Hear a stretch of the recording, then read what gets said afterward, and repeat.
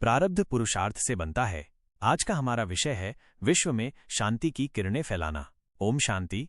बाबा ने हम सभी को अपने महान कार्य की महान जिम्मेदारी सौंपी है। निश्चित रूप से उन्होंने हमें इसके योग्य समझा होगा और इस महान कार्य को पूरा करने के लिए हमें शक्तियां और सभी खजाने भी प्रदान किए हैं ताकि हम दुखियों के दुख दूर कर सकें, जो अशांत हैं उन्हें शांति दे सकें, उन्हें शांति का मार्ग दिखा सकें और जो परेशान हैं उन्हें श्रेष्ठ स्थिति में स्थापित कर सकें। बाबा ने हमें सर्व खजाने प्रदान किए हैं, हमें गिरते हुओं को उठाना है, सभी आत्माओं के प्रति शुभ भावना रखनी है, तभी हम हल्के और खुश रहेंगे और अपने पुरुषार्थ में आगे बढ़ते चलेंगे। जिसने संगम युग पर अतीन्द्रिय सुखों में जीवन जीना सीख लिया, जिसने संगम युग पर बाबा के महान कार्यों को पूर्ण करना सीख लिया, जिसने बाबा की सभी आज्ञाओं को जीवन में धारण कर लिया और जो मैंपन से मुक्त हो गए, वे महान हैं। बाबा हमेशा कहते हैं, चाहे कोई कैसा भी हो, तुम सभी के लिए शुभ भावना रखो।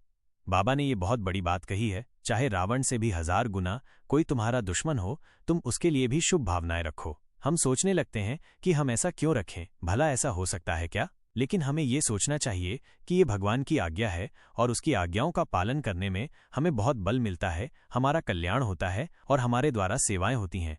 क्योंकि आने वाले समय में सेवाएं केवल भाषण से नहीं होंगी, सेवाएं केवल उनके द्वारा होंगी जिन्होंने स्वयं में सर्व खजाने जमा किए होंगे, जिनका चित्त दूसरों के लिए शुभ भावनाओं से भर गया होगा, जो योगयुक्त रहकर इस संसार से उपराम हो गए होंगे, बेहद के वैराग्य में आ गए होंगे। तो हमें आने वाले समय की चुनौतियों को स्वीकार करने के लिए अपने को हर तरफ से समेटकर व्यर्थ से मुक्त रखते हुए अब सर्व खजाने जमा कर देने हैं। हे बाबा के बुद्धिमान आत्माओं, जिन्हें सद्विवेक प्राप्त हुआ है, वे आत्माएं महान हैं। तो यही देखना है कि काम, क्रोध, मोह, मैंपन, लोभ, ये सब तो हमें अशांत नहीं कर रहे हैं। अब इनकी विदाई का समय आ गया है। हम इनमें न उलझें, स्वयं को शांत करना अपने हाथ में है। हम अच्छी तरह विचार करें।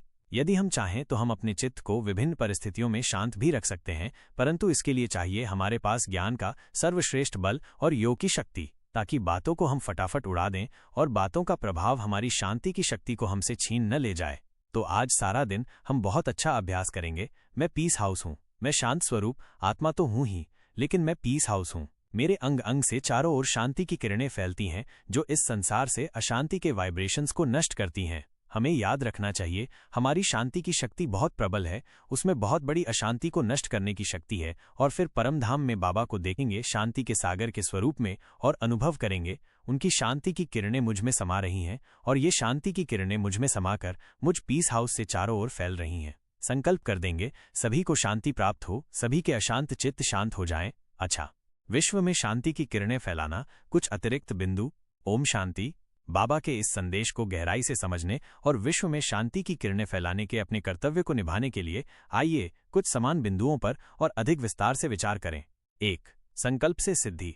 सकारात्मक विचारों की शक्ति। हमारे संकल्प विचार ही हमारी नियति का निर्माण करते हैं। यदि हम लगातार शुभ और शांतिपूर्ण संकल्प करते हैं तो वे न केवल हमारे भीतर शांति उत्पन्न करते हैं, बल्कि पूरे वातावरण में भी शांति की सकारात्मक ऊर्जा फैलाते हैं। बाबा ने हमें सिखाया है कि हमारे विचार इतने शक्तिशाली हैं कि वे दूसरों के अशांत चित्त को भी शांत कर सकते हैं। यह एक प्रकार का ऊर्जा हस्तांतरण है, जहां हमारी शुद्ध और शक्तिशाली ऊर्जा दूसरों को भी प्रभावित करती है। इसलिए हर पल अपने विचारों पर ध्यान देना और उन्हें व्यर्थ या नकारात्मक होने से बचाना अत्यंत महत्वपूर्ण है।